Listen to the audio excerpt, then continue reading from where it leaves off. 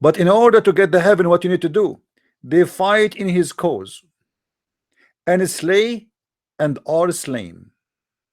That is the human sacrifice. Do you see it? This ugly, disgusting, belief where a human, they sacrifice a human to make supposedly what they call him God happy. But it is really funny when a Muslim he speak and he say that we Muslim do not believe in a human sacrifice, when Islam, all of it is based on a human sacrifice. All of Islam is based on human sacrifice. There's nothing in Islam except human sacrifice. You see, the Kaaba, the black stone, the prayer, all of those are not equal in any way in the eye of Allah, supposedly, to somebody sacrifice blood. The best who is between the Muslims is who? Is those who do jihad. And those who do jihad, what they do? They sacrifice their blood and your blood in order to make Allah happy.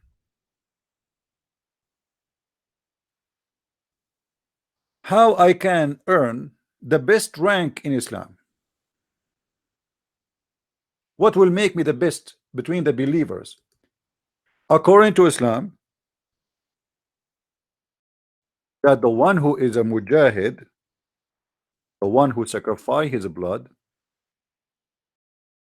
is the best believer.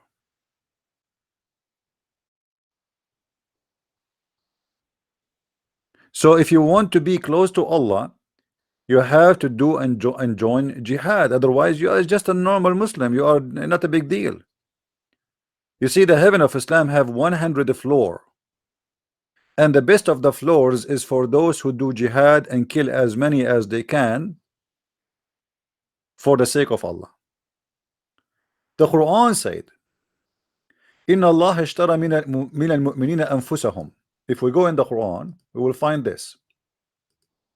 Let us go and start showing a reference.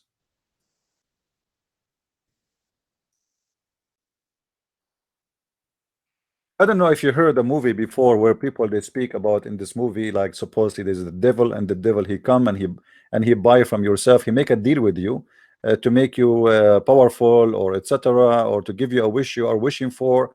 So he buy your soul from you. The Quran speak in the same way. إن الله اشترى من المؤمنين أنفسهم وأموالهم بأن لهم الجنة يقاتلون في سبيل الله فيقتلون ويقتلون. Let us read together and read translation. Chapter 9, verse number 111. Allah has purchased, read with me carefully, this is not my translation. This is not my translation. Be careful, because Abdul, they will say to you he is taking things out of context. We can read 10 verses before and 10 verses after, nothing will change. We can so go and see the verses interpretation according to Islam, nothing will change. So Allah, he purchased from the Muslims what? He purchased their persons. All of you, you are bought by Allah, and even your money. For their in return is the paradise. So Allah, he purchased from the believers their life. Actually in Arabic it says, doesn't say their person, it says nafs. Nafs, it's mean your soul, which means your life. He purchased from you your life, and he purchased from you your property. The property of a Muslim is owned by Allah anyway, so he should give it if Muhammad he needed, because Muhammad he was trying to force the Muslim to give him the money too. So Allah, he purchased from the believers two things, their life and their money. And what is the return? The return is you go to heaven, to paradise, where the virgin are waiting for you and their panty is off. But in order to get the heaven, what you need to do? They fight in his cause and slay and are slain. That is the human sacrifice. Do you see it? Do you see it, guys? This is the human sacrifice. What Allah he want? What is the project of Allah? What is the plan of Allah? What Allah he want exactly from those believers? He want them to sell their soul to him, which means they sacrifice their life. They sacrifice even their property. In the top of that, They kill and they will be killed, and that what will make Allah happy. In return of that, you go to heaven, and you are talking about a human sacrifice. We Christian, we don't believe in a human sacrifice. You are a liar. Human sacrifice that you kill somebody in order you will be forgiven. You have to do it yourself. You kill him.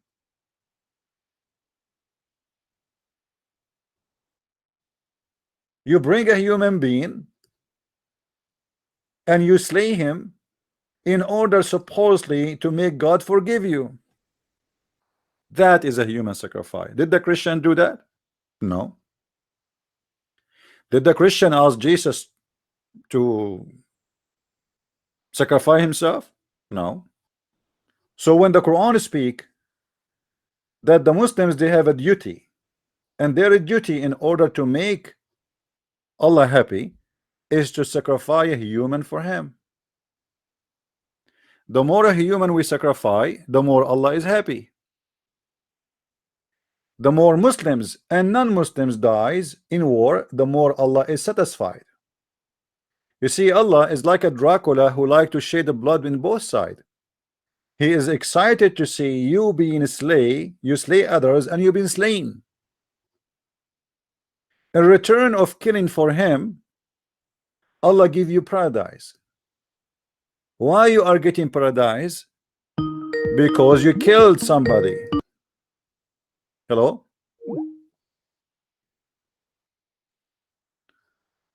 So what Allah he purchased from you? Allah he purchased from you your life, and in your life not only is required the life of others, so Allah he might be satisfied. What an ugly God. Why, in order to make God happy and to go to heaven and to satisfy him, so I will be considered as a good person, I need to kill somebody, and all my problem with him, what is the problem between me and him? Nothing, except that he don't believe in Allah. Why Allah don't go and do the killing himself? Can Allah do the killing himself?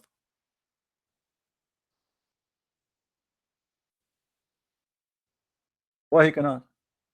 Even the Quran confirm that Allah, when he torture people, he torture them by the hand of the Muslims.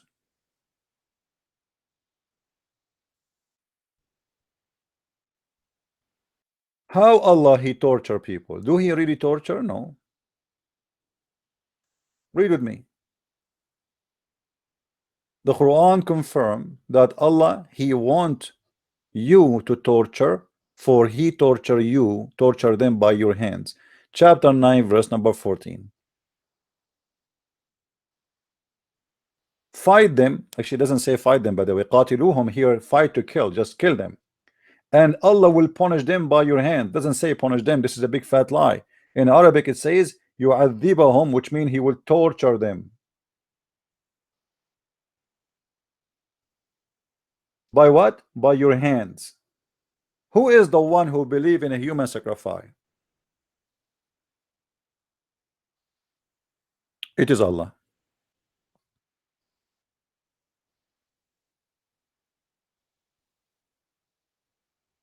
Any Muslim he don't agree? In order to go to heaven, to make Allah, why I'm going to torture other human being in Islam? Because Allah he said to me, kill them, torture them, torture. I mean, look at this is why we say we cannot trust Muslims to teach us Islam. Even their translation is a fabrication. Where is the word punish them?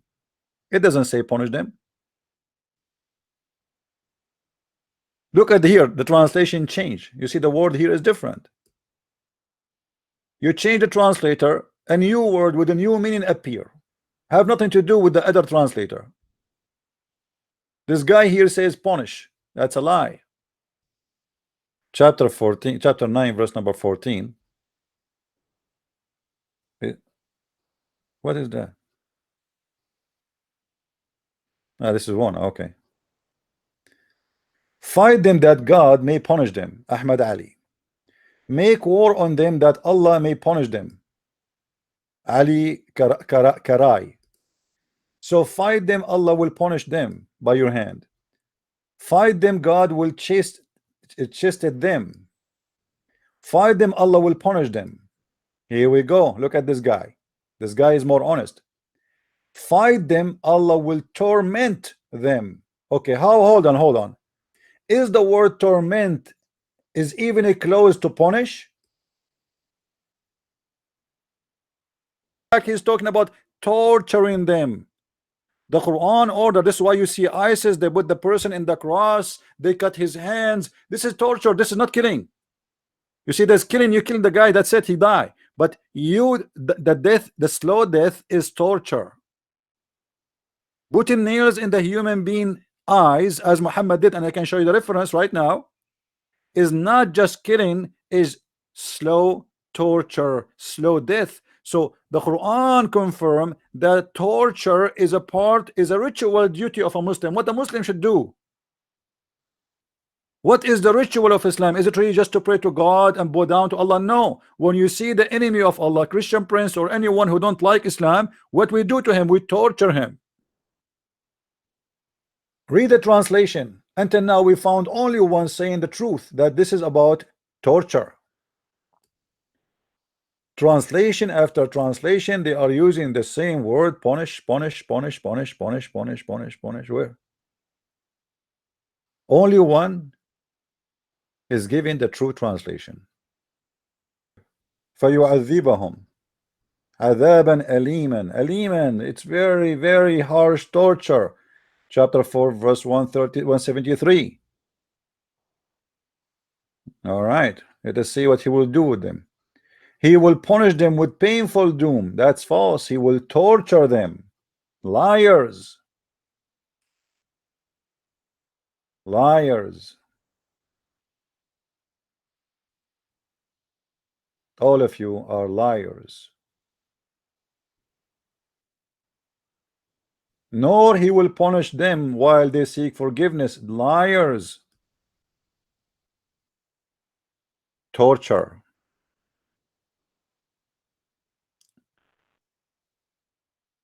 Let me show you the religion of a human sacrifice and torture.